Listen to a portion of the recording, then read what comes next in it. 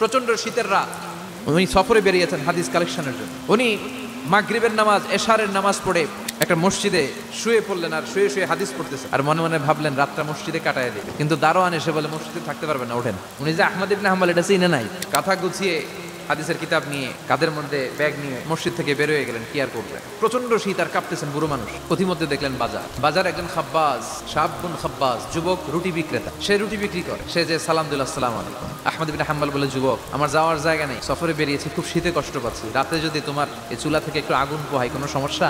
যুবক বলে, না না সমস্যা না, হালান সাহালান, বসে আমাদের আসেন, আপনি আগুন পোহাইলে আমার সমস্যা কি? আল্লাহ শুকরিয়া করে উনি বসলেন আর আগুন পোহাচ্ছেন। আর খেয়াল করলেন যুবক রুটি বানায় আর পরে আস্তাগফিরুল্লাহ, রুটির দলা বানায় পরে আস্তাগফিরুল্লাহ, খামির বানায় আর পরে আস্তাগফিরুল্লাহ, খালি এইটাই পড়তেছে। ইমাম আহমদ ইবনে হাম্বল তো অবাক, কিরে এটা আবার কেমন যুবক, খালি আস্তাগফিরুল্লাহ। উনি প্রশ্ন করলেন, যুবক ঘটনা কি? আসার পর থেকেই তোমার দেখতেছি তুমি রুটি বানাও, রুটি বিক্রি করো আর পড়ো আস্তাগফিরুল্লাহ।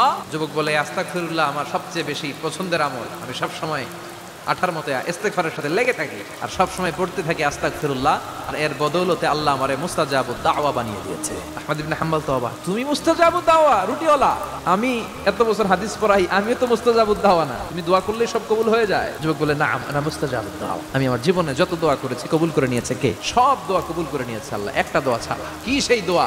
যুবক এবার বলতে শুরু করলো, আমার জীবনে যে দোয়াটা আল্লাহ কবুল করে নাই সেটা হচ্ছে আমি আল্লাহর কাছে অনেক চেয়েছি, অনেক দোয়া করেছি যে আল্লাহ, শুনেছি এই জামানার সবচেয়ে বড় মুহাদ্দিস, তার নাম নাকি ইমাম আহমদ ইবনে হাম্বল, আল্লাহ তোমার কাছে আমার চাওয়া আমি যেন এই ইমাম আহমদ ইবনে হাম্বলকে দেখে মরতে পারি। আহমদ ইবনে হাম্বল আবেগপ্রবণ হয়ে গেলেন, চোখের পানি ছেড়ে দিলেন, বললেন, যুবক তোমার এই দোয়াটাও কবুল হয়ে গিয়েছে, আহমদ ইবনে হাম্বল তোমার দরবারে ছুটে এসেছে। যুবক চোখের পানি ছেড়ে দেয়, যুবক চিৎকার মেরে ইমাম আহমদ ইবনে হাম্বলকে জড়িয়ে ধরে, হাতে হাত রেখে মুসাফা করে, কপালের মধ্যে চুমু খায় আর আল্লাহর শুকরিয়া করে বলে, ও ইমাম, আসলে এই দোয়াটাও আল্লাহ আজকে কবুল করে নিল।